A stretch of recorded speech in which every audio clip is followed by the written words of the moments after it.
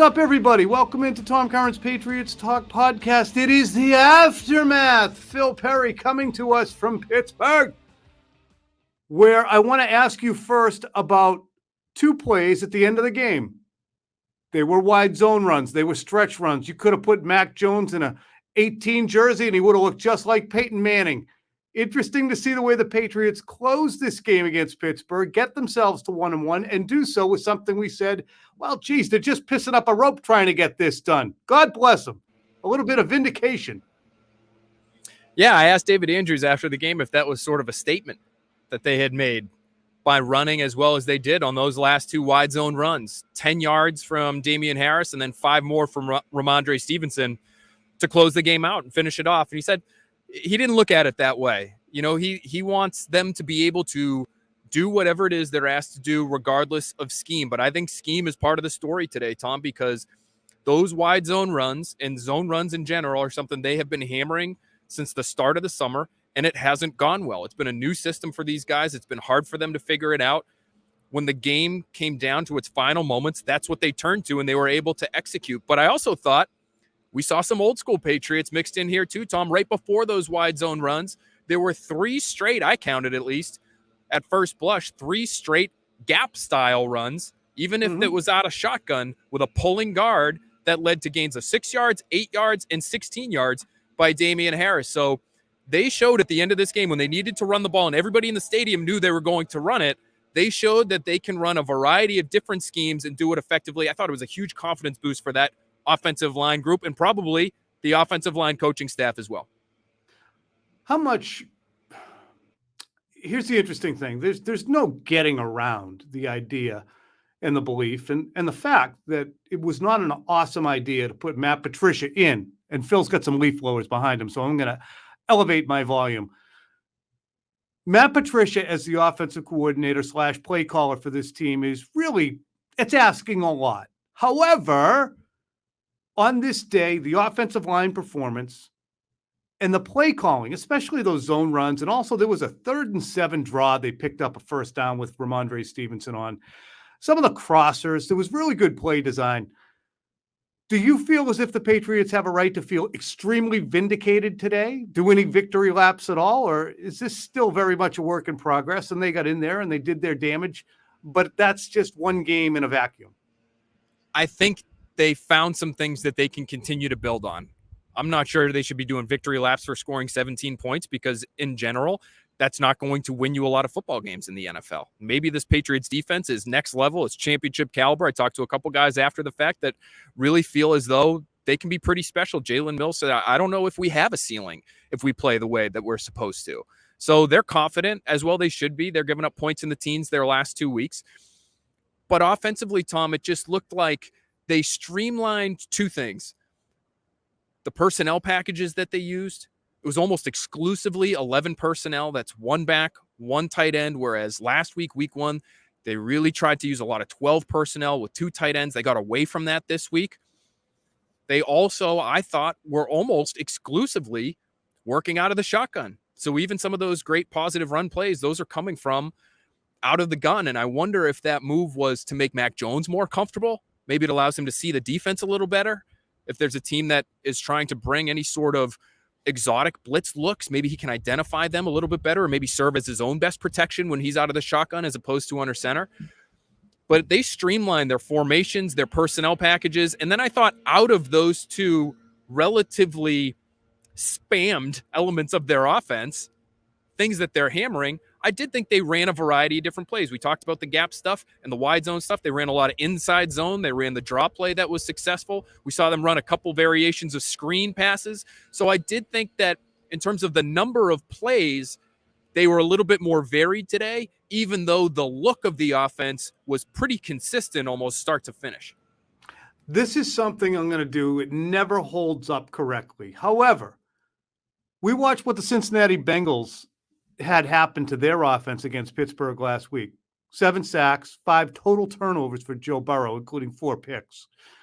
1 pick today for Mac Jones, no sacks. Additionally, the Baltimore Ravens just got 38 hung on them by the Miami Dolphins. So if we play, hey, what are these common denominators? we could say that the Patriots offense and their protection drastically improved given what Pittsburgh was able to do to Cincinnati. But additionally, and even more importantly, is this defense sound? I guess I'm not seeing any busts. You know what I mean? It's great to see them hold teams down, but I think there's a soundness to it that I'm seeing through 2 weeks. Yeah, they started out 6 for 7 on third down. Pittsburgh did, but it was 3rd and 3, 3rd and 3. There was a shitty 3rd and 17 that turned into a 4th and 1 conversion. But I think there's a mentality that Bill Belichick probably passes on to Steve and Gerard and the rest of that staff that says, look, it's Mitch Trubisky. I mean, let's not let him get a 48-yard run on us here. Let's make him make 3rd and 3s over and over and over again. Tom, I think you make a good point. The fact that they were able to prevent in week 1 Tyreek Hill from really administering a knockout blow, good on them. Now, they weren't able to do it with Jalen Waddle. He makes a play that changes the game and maybe loses them the game in one way. But I thought today against an offense that clearly is limited, Mitchell Trubisky is an extremely limited quarterback. They did a good job against the really talented offensive weapons that he has, both at receiver and at running back, to just tackle and get those guys on the ground. I know early you mentioned the third down numbers, but I thought they were aggressive to the ball, and I thought they were, for the most part, sound tacklers today. I talked to Jonathan Jones after the game. He said that was a huge focus of theirs. They see Najee Harris as one of the toughest running backs in the league to bring down, and he got them on a couple of different occasions. But for the most part, you prevent massive plays in the yards after catch game, Mitch Trubisky's not going to beat you down the field. And so I think they've probably, Tom, they've seen 2 quarterbacks in a row that play that style of game. They're going to see different quarterbacks in Lamar Jackson and Aaron Rodgers the next 2 weeks. But as long as they can be that style defense where they're keeping things in front of them and occasionally making an opportunistic play, you know, Jalen Mills telling me, man, he loves the athleticism of that linebacker group right now. I thought Mack Wilson made one of the most athletic plays we've seen from a linebacker in some time today. So those are the types of plays that you have to capitalize on. They got one of them today. They almost had a fumble return for a touchdown. So I think they're feeling themselves. I think they're very confident based on what they've done through 2 weeks here. And for as much as we have pilloried them for their offensive changes and the coaching staff changes, defensively, they set out in the offseason. Gerard Mayo told both of us we want to be faster and more explosive at the Super Bowl. They are faster, demonstrably faster on the defensive side of the ball.